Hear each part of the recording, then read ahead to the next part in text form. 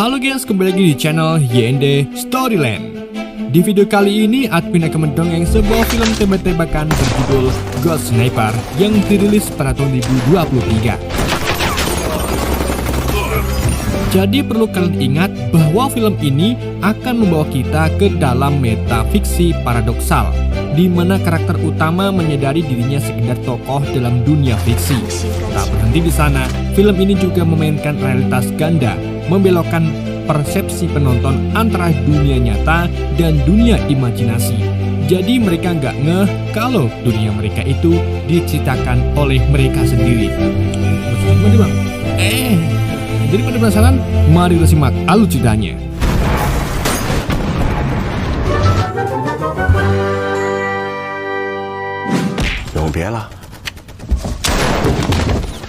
Cerita Ghost Sniper 2023 ini dibuka dengan adegan penuh ketegangan. Sekelompok pasukan bayaran tengah baku tembak sengit melawan para teroris. Misi mereka jelas, menyelamatkan seorang ilmuwan penting.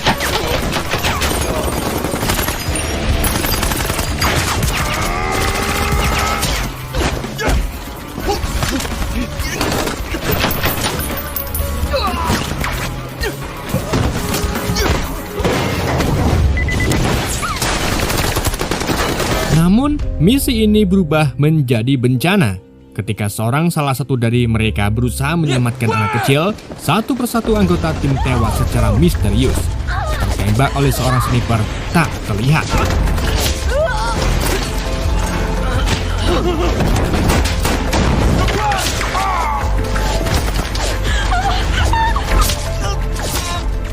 Hingga akhirnya tidak ada satupun yang selamat dan film pun berakhir. Tapi bohong, ternyata semua itu hanyalah imajinasi liar dari seorang penulis novel ternama, yaitu Yu Wei. Ia tengah menyelesaikan karyanya yang bertema tentang sniper misterius atau ghost. Saat menulis bagian akhir novelnya, tiba-tiba Yu Wei menerima telepon misterius. Betapa terkejut dan takutnya ketika ia mendengar suara yang mengaku sebagai ghost, karakter ciptaannya sendiri. Belum sempat berpikir jernih, sebuah laser inframerah membidik kepalanya. Dan tepat saat Yu Wei hendak mengirimkan naskah novelnya, sebuah peluru tiba-tiba menembus dirinya, seolah cerita fiksi yang ia tulis berubah menjadi nyata.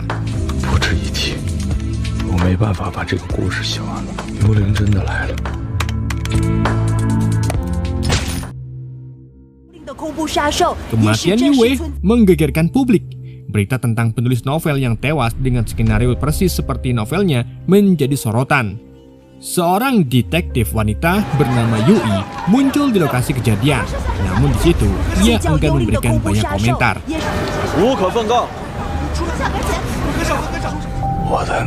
Di sisi lain, dalam bayang-bayang, Yu Wei mendapati dirinya terombang-ambing dalam ketidakpastian. Ia bertanya-tanya, apakah ini akhir hidupnya? Ataukah justru sebuah kelanjutan? Saat ia sadar, Yu Wei mendapati dirinya berada di dalam tubuh pria asing yang terjatuh saat melakukan olahraga ring pull up.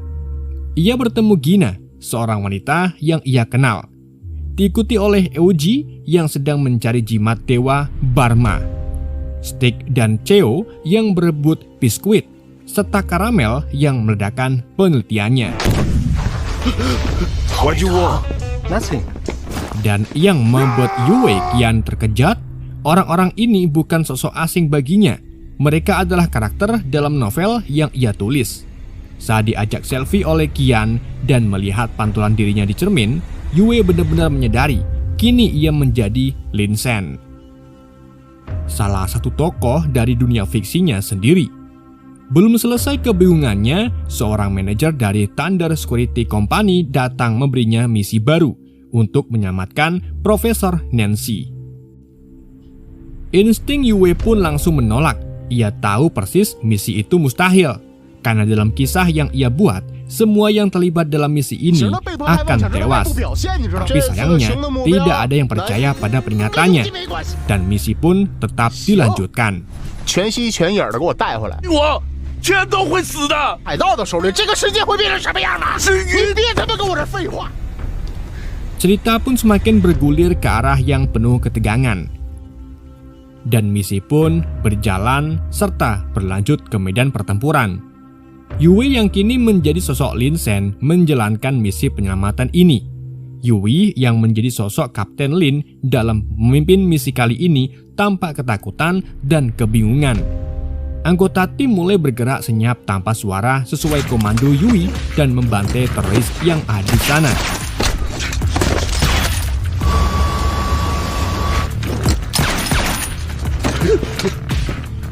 Saat satu teroris muncul secara tiba-tiba, Yue yang tidak tahu bagaimana menggunakan senjata, refleks menembak tanpa memasang peredam suara. Hindarnya membuat mereka pun ketahuan oleh teroris lainnya. Dan mereka pun akhirnya mati satu persatu karena kesalahan Yue. Setelah kematiannya yang mengejutkan, Yue kini dalam tubuh Lin mulai mempertanyakan segalanya. Apakah ini benar-benar hidup kembali? Ataukah ini sekedar pengulangan tak berujung? Di medan perang yang sama, dengan misi yang sama, dan Lin kembali ditembak oleh sniper misterius, mengulangi persis kejadian di awal, yang membuat kita bertanya-tanya apakah Yue diam-diam sudah membeli Immortal buff sebelum berangkat. Tentu saja tidak. Yue sendiri kebingungan dengan situasi ini. Ia menduga dirinya tersesat ke dalam konsep alam semesta paralel. Sebuah gagasan dalam fisika teoritis yang menyatakan bahwa ada banyak alam semesta yang berjalan bersamaan. Dan dalam kasus Yue, ia mengalami siklus kematian dan kebangkitan tanpa akhir. Setelah sadar, Yue kini kembali beraksi di medan perang sebagai Lin. Berbekal alat peredam suara baru dan pengalaman dari kehidupan sebelumnya, ia pun mulai lebih percaya diri menghadapi para teroris.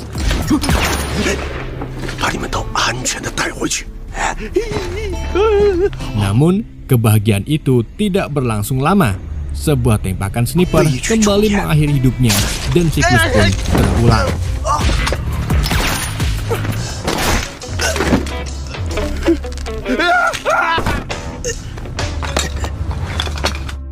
Waktu terus berjalan dan Yue kini telah mengalami 38 kali kematian.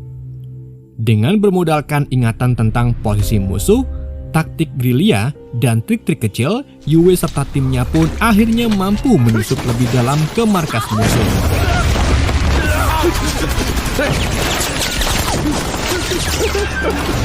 Saat pertempuran sengit terjadi, Yue melihat sosok misterius yang selama ini menjadi kunci misi mereka. Yue pun langsung mengejar sosok tersebut.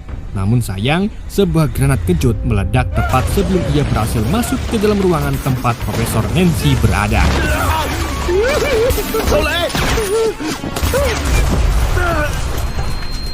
Dalam kondisi setengah sadar, Yue hanya bisa pasrah, bersiap untuk siklus kematian berikutnya.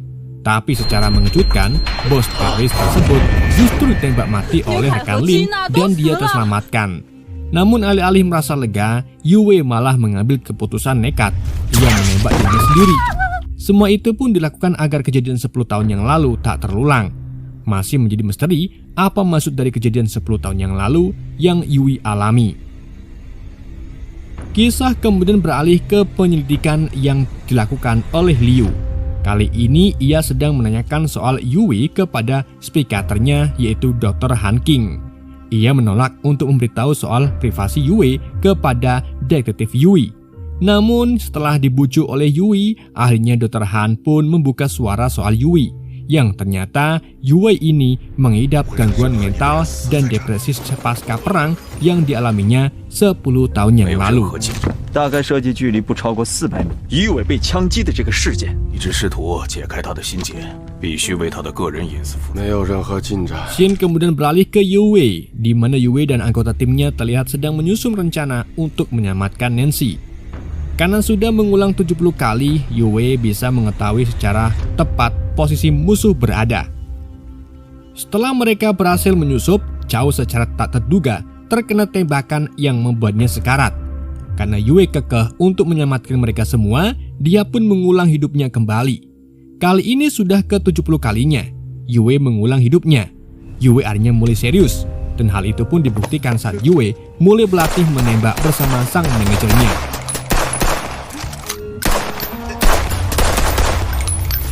Namun karena ia payah dalam menembak, dengan konyol ia pun kembali bundir dan rekal untuk ke-89 kalinya agar latihan tembaknya sempurna.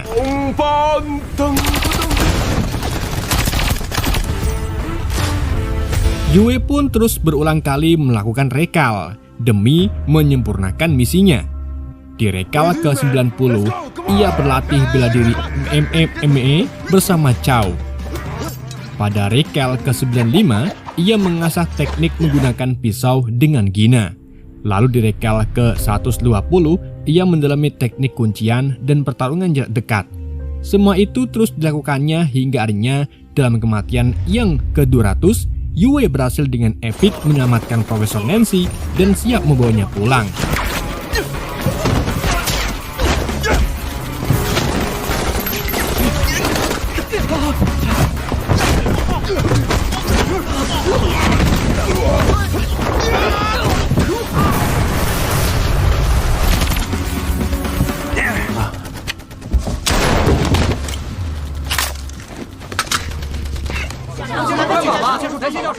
Cerita kemudian bergeser ke Profesor Nancy yang ternyata adalah seorang ilmuwan terkenal di dunia. Di tengah sesi wawancara publiknya, tiba-tiba Detektif Liu datang mendekat, ingin menanyakan beberapa hal terkait Yue.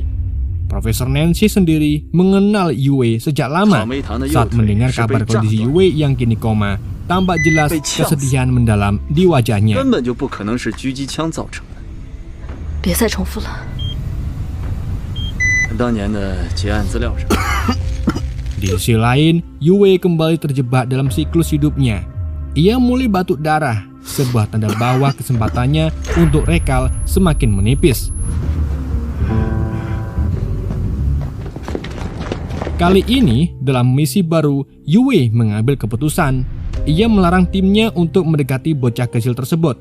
Ia sendirian yang akan menyelamatkannya. Namun, secara tiba-tiba, sebuah peluru sniper menghantam kakinya. Dalam keadaan kritis, Yue mendengar suara asing yang ternyata adalah Ghost, sosok sniper misterius dari novel sendiri. Ghost mengajak Yue, mengatakan bahwa semua ini sudah membosankan. Ia merasa jenuh melihat Yue terus mengulang cerita sesuai keinginannya. Sementara Yue sendiri ingin segera mengakhiri semua ini. Ghost justru menikmati permainan tersebut. Aksi brutal pun terjadi. Ghost mulai menembaki satu persatu rekan Yue. Leher Egwin tertembak, perut Chow hancur, dan organnya meledak. Gina kolaps, kaki kanan Candy meledak hingga putus dan menyebabkan pendarahan berat. Di tengah kekacauan ini, cerita kembali beralih ke Detektif Liu yang masih berusaha menggali informasi dari Profesor Nancy. Namun semua upaya Detektif Liu sia-sia. Nancy tetap bungkam. Detektif Liu pun mulai mencurigai bahwa Yue mungkin mengalami koma akibat percobaan bunuh diri. Setelah kepergian Detektif Liu, fakta mengejutkan akhirnya terungkap. Seluruh kejadian tentang Lin, Ghost, dan misi penyelamatan itu ternyata hanyalah imajinasi dalam mimpi koma Yue. Semua itu lahir dari rasa trauma mendalam Yue atas tragedi yang ia alami 10 tahun yang lalu. Pada kenyataannya, dulu Yue memang terlibat dalam sebuah misi penyelamatan nyata. Ketika semua rekan satu timnya tertangkap dan dibantai karena berusaha menyelamatkan sandera seorang anak kecil, Yue bersembunyi di saluran pembuangan air. Di sanalah dalam ketakutan dan rasa bersalah, ia menyaksikan satu persatu kematian rekannya, persis seperti yang ia tulis dalam novelnya. Gina. He will spread our job. Yue dan Dr. Nancy berhasil diselamatkan oleh sang manajer dan pasukannya, dan disitulah trauma menakutkan mulai menghantuinya. Dr. Nancy memeluk dan menenangkannya, bersumpah tidak akan menceritakan kejadian menyedihkan ini kepada siapapun. Cerita kemudian berlanjut, memperlihatkan Yue yang masih terperangkap dalam imajinasinya sebagai Lin. Waktu yang ia miliki hampir habis. Dalam sisa-sisa kekuatannya, Lin memperingatkan rekan-rekannya jika mereka tetap keras kepala menjalankan misi ini, maka kematian akan menjemput mereka semua. Sayangnya, meski sudah diperingatkan, anggota tim Lin tetap memilih untuk maju, karena mereka sudah tidak lagi mempercayai kaptennya sendiri. Situasi pun semakin menegangkan. Mereka akhirnya tiba di jebakan anak kecil teroris. Lin yang sudah berusaha menceramahi mereka hanya bisa pasrah ketika teman-temannya tetap bersikeras menyelamatkan bocah itu. 干什么？保护南希呀！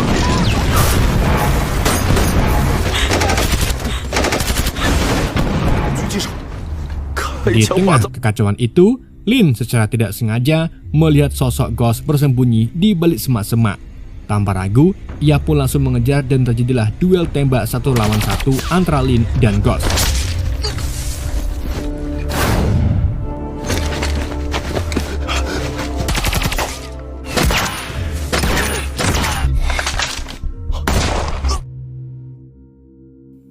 Sementara itu, di dunia nyata, Profesor Nancy terus berjuang memotivasi Yue agar melawan rasa takutnya sendiri.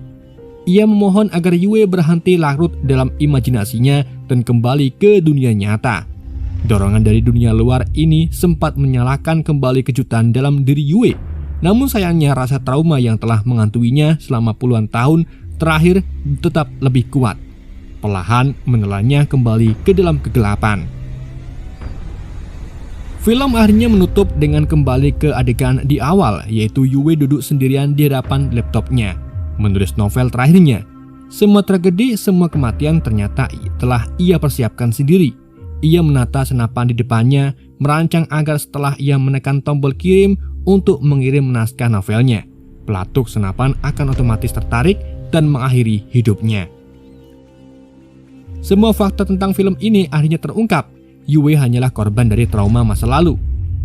Seluruh peristiwa tragis yang dialaminya adalah refleksi dari rasa bersalah dan ketidakmampuannya untuk move on dari kejadian nyata yang pernah menimpanya. Film diakhiri dengan visual yang menghangatkan sekaligus memilukan, yaitu Yue bertemu kembali dengan Lin dan seluruh teman-temannya di suatu tempat yang tenang, seolah semua rasa sakit akhirnya berakhir. Dan film ini benar-benar ditutup dengan melihatkan adegan Dr. Nancy yang datang menjenguk anak kecil yang dijadikan sebagai jebakan sandera oleh teroris, dan film pun tamat.